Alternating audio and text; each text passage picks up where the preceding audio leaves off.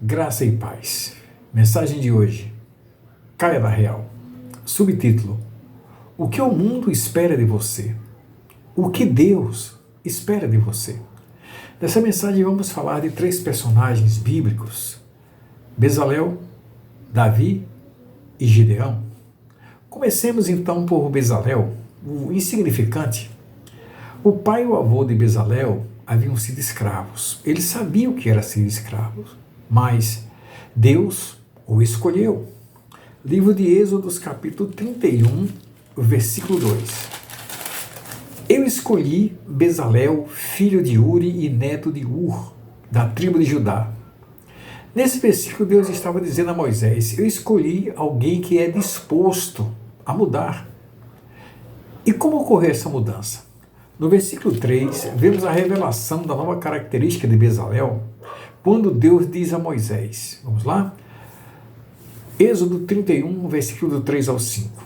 E o enchi do Espírito de Deus, de sabedoria e de entendimento e de ciência em todo o lavor, para elaborar projetos e trabalhar em ouro, em prata e em cobre, e em lapidar pedras para engastar, e em entalhes de madeira para trabalhar em todo o lavor.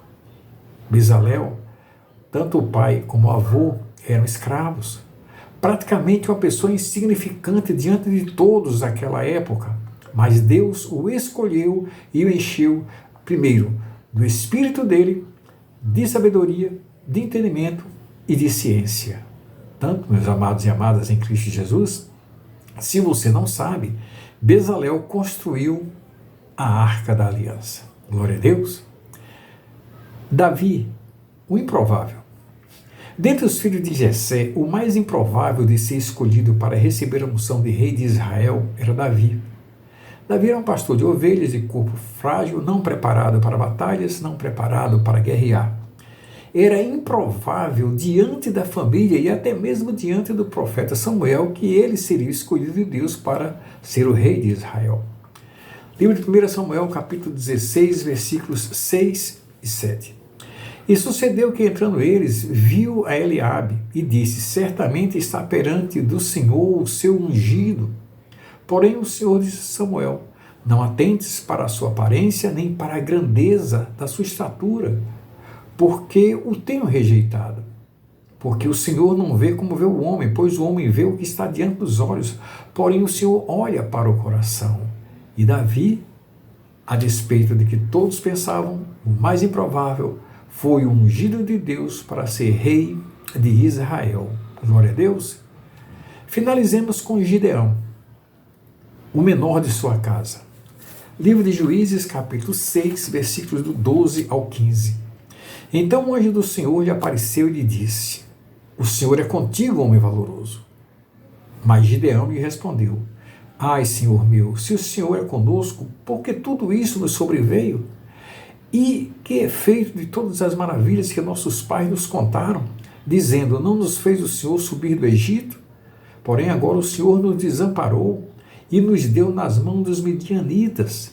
Então o Senhor olhou para ele e disse: vai nesta tua força, e livrarás a Israel das mãos dos midianitas.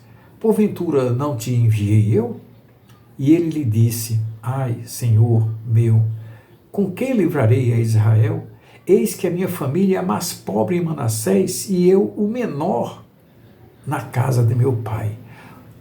Escute o pensamento que Gideão tinha dele mesmo. Ele era o menor da casa do pai.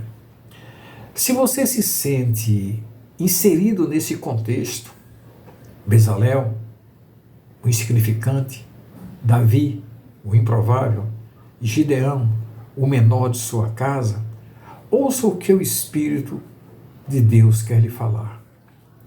Livro de Jeremias, capítulo 1, o versículo 5. Antes de formá-lo no ventre, eu o escolhi. Antes de você nascer, eu o separei. Amém? Deus não nos separou para ser o menor, para ser o improvável, para ser insignificante.